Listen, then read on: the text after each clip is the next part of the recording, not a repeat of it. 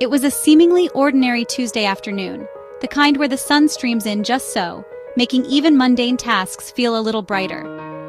And there I stood, at the grocery store checkout, my cart filled with what I considered the basics: bread, milk, a few vegetables, the usual suspects. I remember thinking about what I'd make for dinner, completely oblivious to the financial storm brewing just beneath the surface. I confidently swiped my debit card, fully expecting the transaction to go through without a hitch. But then, the dreaded message flashed on the screen: declined. Surely a mistake, I thought. I tried again, carefully re-swiping the card, double-checking the machine, but the result was the same: declined. A wave of confusion washed over me, quickly followed by a prickle of anxiety. My face burned with embarrassment as I had to make the agonizing decision to leave the cart behind, abandoning my groceries at the checkout. Publicly broke, and perhaps even more jarring, privately shocked. The humiliation was intense, but the shock ran deeper. I had what I considered a decent salary, a stable job, so where in the world was my money actually going? How could I be in this situation? The uncomfortable truth was starting to dawn on me. I was carelessly letting my money slip away, like sand through my fingers. One seemingly insignificant small purchase at a time, those lattes, impulse buys, and forgotten subscriptions were adding up to a financial disaster. That moment, standing there red-faced and empty-handed, was undoubtedly my financial rock bottom. I finally realized I wasn't truly in control of my finances. I was merely a passenger on a runaway train. I was just reacting to every whim and desire, never proactively planning for my financial future. That night, after the grocery store incident, I sat alone at my kitchen table, the silence amplifying my anxiety. I was surrounded by a chaotic mess of crumpled receipts, overdue bills, and confusing bank statements, a physical representation of my financial disarray. I began the painstaking process of piecing together my spending habits, trying to make sense of the financial puzzle I had created. The numbers, once I finally organized them, told a clear and unflattering story, a narrative of financial negligence. It was a tale of mindless spending, a complete lack of financial priorities, and absolutely no long-term plan for my future. I saw, with painful clarity, how much money I had carelessly wasted on fleeting pleasures and things that ultimately held no real value. All the while, I was neglecting my savings, ignoring my financial goals, and jeopardizing my future security. That humiliating experience at the grocery store, as awful as it was, served as a much-needed wake-up call, a harsh but necessary jolt. I knew with absolute certainty that I desperately needed a system, a framework to guide my financial decisions. I needed a way to proactively face my finances, to understand where my money was going, before another crisis blindsided me. It was finally time to stop being passive and reactive, to stop drifting aimlessly through my financial life. I needed to start being intentional, deliberate, and proactive with every single dollar I earned and spent. That night, surrounded by the wreckage of my financial mistakes, I made a firm and unwavering decision to change everything, to take control of my money and my future. After that day, I knew things had to change. I couldn't keep living paycheck to paycheck, constantly stressed about money. I needed a system, a routine, something that would give me a sense of control. That's when I decided to dedicate Sunday evenings to my finances. It wasn't something I looked forward to initially, but I knew it was necessary. I called it my Sunday money ritual, a dedicated time each week to get my financial house in order. It was more than just budgeting. It was about setting intentions and creating a positive relationship with my money. It always started with a cup of tea, some calming music, my laptop, and a trusty notebook. These were my tools, my allies in this weekly financial endeavor. Creating a comfortable and inviting space was key to making the process enjoyable. The goal wasn't a strict, miserable budget that felt like a punishment, but a simple, flexible plan for the next 7 days. It was about awareness and intention, not deprivation. I wanted to create a budget that worked for me, not against me. Weekly budgeting felt manageable, a bite-sized approach to a potentially overwhelming topic. It was short enough to stay focused and easy to reset if I slipped up or if unexpected expenses arose. There was no guilt, just a fresh start every week. I set up a basic spreadsheet, nothing fancy, just the essentials. Date, item, category, amount. Simple but effective. I also wrote weekly goals and reflections in a notebook. This wasn't just about numbers, it was about my mindset and my aspirations. This mix of digital and handwritten made it real and personal. It wasn't just data on a screen, it was my life, my goals, written down in my own hand. The ritual took about 30 minutes each week, but gave me clarity, a sense of control, and a roadmap for the week ahead. No more guessing if I could afford a coffee or a movie. No more impulse buys followed by regret. I'd already planned for it, accounted for it, and made a conscious decision about it. My Sunday money ritual wasn't about restriction or deprivation. It wasn't about saying no to everything. It was about freedom, about making informed choices and aligning my spending with my values. It became as essential as meal prepping or planning my week's schedule. It was just another form of self-care. This was my dedicated time to build the financial life I wanted, to create a future of security and opportunity. 1 week at a time, one conscious decision at a time. Small steps, consistently applied, lead to big results. And it worked. It truly worked. Every Sunday, I start with a full financial check-in. I open my banking and credit card apps, face the real numbers, no hiding. Then I review every transaction from the past week, line by line.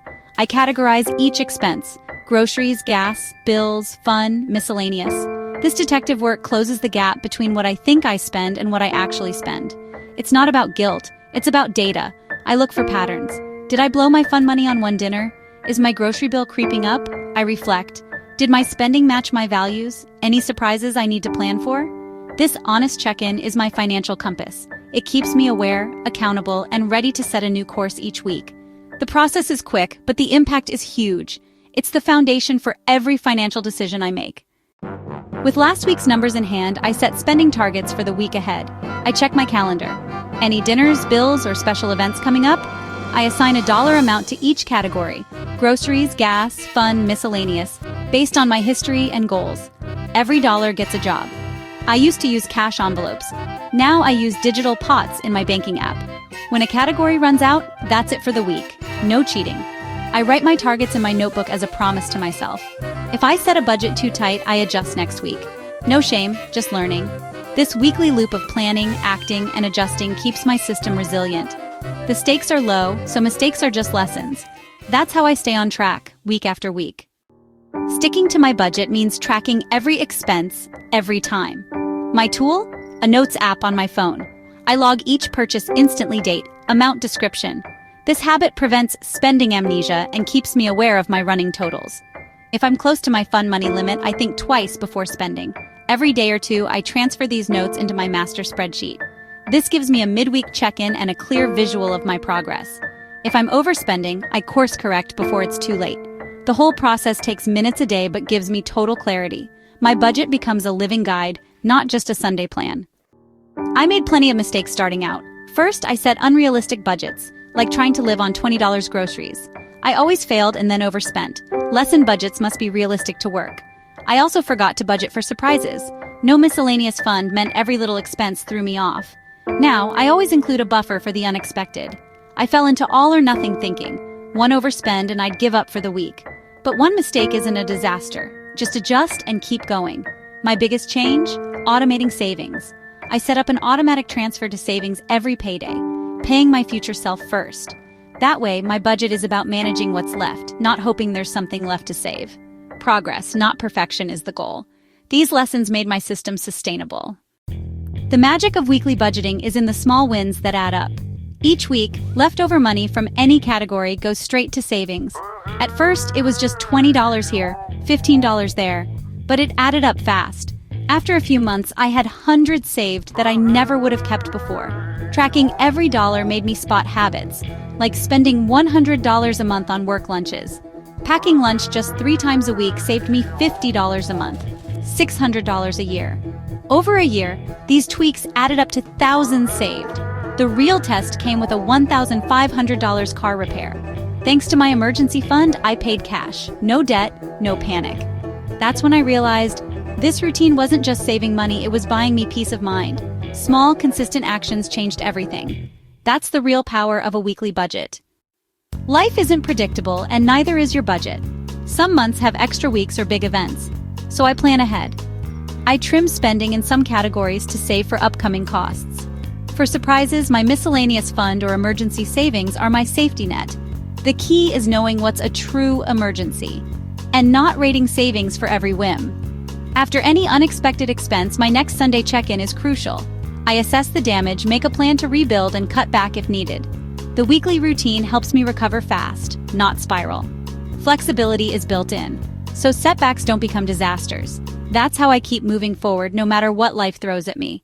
Ready to take control of your finances and start building a brighter future? Here's a straightforward guide on how to launch your own weekly budget, a system designed to bring clarity and empower you to make informed financial decisions. It's easier than you think, and the rewards are well worth the effort. The first step is to pick a consistent 30-minute slot each week, Sunday, Saturday, whenever works best with your schedule and lifestyle. Find a time when you can focus without distractions. Once you've identified that perfect time, put it on your calendar. Treat it like a real appointment, a non-negotiable commitment to yourself and your financial well-being. This is your dedicated time to manage your money, so protect it fiercely. Next, grab a simple spreadsheet or notebook. No fancy tools needed. A basic system is often the most effective. Simplicity ensures you'll stick with it. Now, list your categories: groceries, transport, bills, fun, and miscellaneous. Tailor these categories to reflect your unique spending habits. Next, review your last week's spending. Categorize every transaction, no judgment. Be honest with yourself. This is about understanding where your money is actually going. This is your starting point, your baseline for making informed decisions moving forward. Now look at your calendar for the week ahead and set realistic targets for each category. Consider any upcoming events or expenses that might impact your budget. If you're new to budgeting, try cash envelopes for variable spending. It's a powerful way to stay on track and prevent overspending. Seeing the physical cash disappear can be a real eye-opener. Log every expense as it happens, using your phone or a notebook. The key is to be consistent and capture every transaction, no matter how small. At your next weekly check-in, review, reflect, and adjust. Analyze your spending, identify areas where you overspent or underspent, and adjust your targets accordingly. Don't aim for perfection, just progress. Celebrate small wins and learn from your mistakes. You'll overspend some weeks, and that's okay. It's a learning process, and every week is a new opportunity to improve. Show up, learn, and keep going. Consistency is key to building long-term financial habits. This simple routine is your path to financial clarity and freedom. Embrace the journey and watch your financial confidence grow.